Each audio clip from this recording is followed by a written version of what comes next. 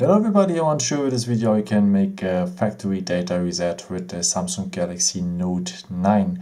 So first of all you have to off your device, and then if it's completely off we need the power button, the Bixby button and the volume up button. And you press these three buttons at the same time and hold it. Hold it and hold it until you see Android, and then you just leave it. And so now we are here in that menu, and we can steer with the volume down and the volume up button, and we can confirm with the power button.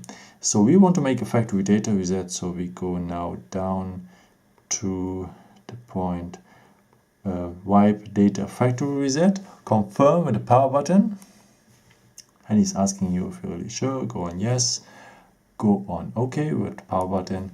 And yeah, then you will make a completely factory data reset, and yeah, that's it.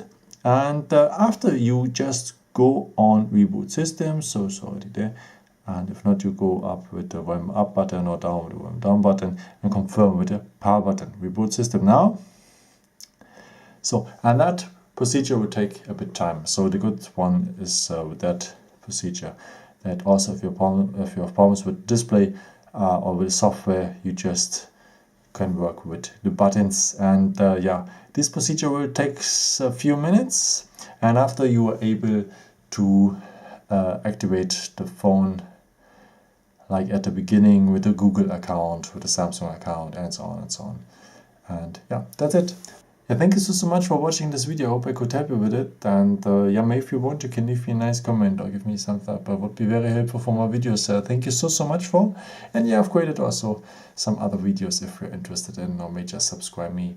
Yeah, as I said, this procedure takes a while. Don't worry about it. Absolutely normal. And yeah, see you maybe next time. Ciao.